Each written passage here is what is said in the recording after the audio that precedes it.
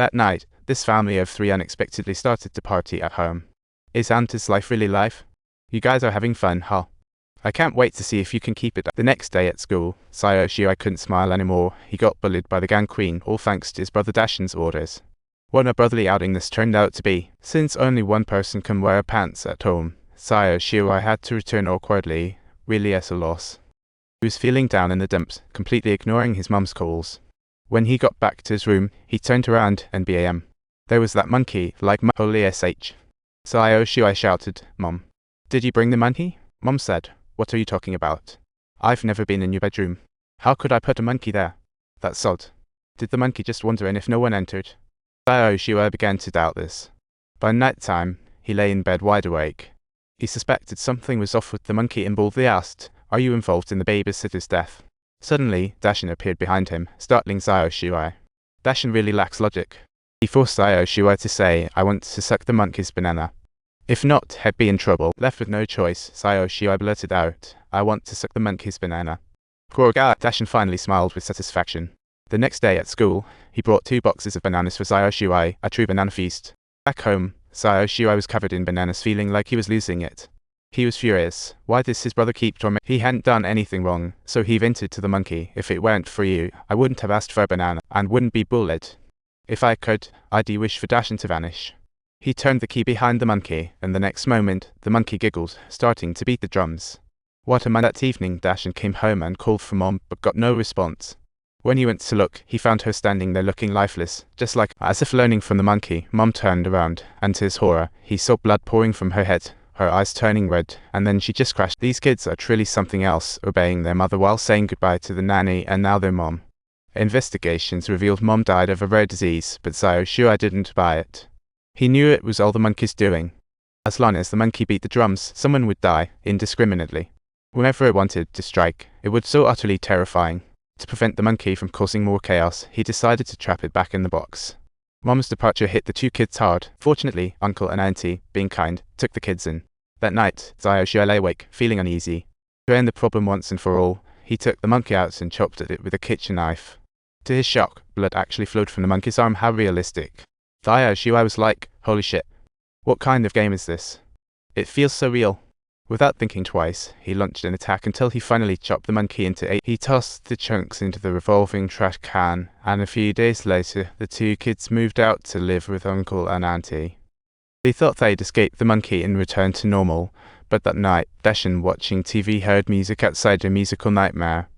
He went to the window to check it out, peering into the dark night, when suddenly a pair of bright eyes popped up. There was the monkey, back again with a "Holy shit." Dashin yanked it inside, asking Sayo Shirai if he brought it back. "No way." Sayo Shirai odd. "I threw it away. I chopped it into pieces. How could it be here?" Royal surprise. Sayo Shirai explained to Dashin, "This monkey is one we know too well, even stronger than a ninja. It's got some seriously evil powers it can kill.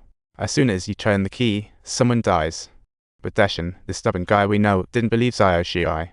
He decided to turn the key himself to see if it was legit. Holy shit, these 2 are unbelievable. Just like that, Uncle met with an accident while camping that night, getting trampled by 67 wild horses. Creatures of chaos. Finally, Dashin believed. The 2 of them took the monkey, chained the box next to a deep well, and tossed it into the dark forge. What a final showdown. They coexisted peacefully for 25 years, but was escape that simple? Trouble struck Auntie's home. She was dozing when music jolted her awake. A musical night. She grabbed a gun, fearing someone had intruded. Sure enough, the door had been pried open, and the sound was coming from the basement. In the flickering light, the monkey showed up. It was quite the sneaky entrance. Before Auntie could get a good look, the room plunged into darkness, and the music stopped completely. Nothing weird seemed to happen, so she turned back, but then disaster struck. Suddenly, the stairs gave way, and Auntie fell, crashing to the ground. When she got up, her face was covered in fishhooks, turning her into a bent beak. What a flying high situation. She hurried to the bathroom, removing the hooks, believing she had escaped early death. But the next second, she caught a whiff of a sharp odor. Talk about a real-life adventure. She slowly approached the stove, inhaling deeply, only to have her head suddenly burst into flames. Talk about a transformation into the Ghost Rider.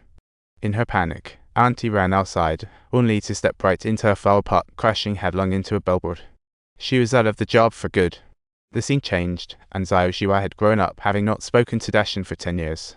He even had a son, finally escaping the era, but due to his childhood experiences, he feared the monkey might threaten his loved ones again, so he put his son in foster care, ensuring that one day he visited the foster family, spending a lovely evening with his son, such father-son bonding. But that night, while he was sound asleep, a black hand dragged him down into a comic bloodbath, and he slowly lost himself. When he opened his eyes again, the monkey was swinging a knife down at him. What an awful awakening. So, he set AC to 74 degrees, resting blissfully. Ah, summer's great. Suddenly, the phone rang. It was Dashin calling. Not wanting to disturb his sleepy son, Sayo Shuai stepped outside to talk, thoroughly wishing to avoid bringing back that infernal monkey. Dashin informed Sayo Shuai that Auntie had died. The police claimed it was an accident, but Dashin suspiciously believed the monkey was back to haunt them. He asked Sayo Shuai to check Antis to see if the monkey was still in the well. Sayo Shuai, now grown and bald, retorted, "It's still there. Can't just escape after 25 years. Thus, he finally got a chance to meet his son. He didn't want to waste time. But Dashin was adamant. They had to confirm the monkey was still in the well. They argued again. What a real drag. Just as the call ended, the rooftop AC fell, sending currents through water towards the pool. The foster mother was about to jump in a critical moment. She hit the water and got electrocuted, turning the whole pool into a round boiling pot. What an electrifying scene. Sayo Shuai was stunned. The monkey was back. He woke his son up, took him to a motel for another overnight stay, thinking they were in for a fun weekend. But the son sensed trouble. He knew Dad was hiding something. He decided to go along. Son doesn't trust Dad.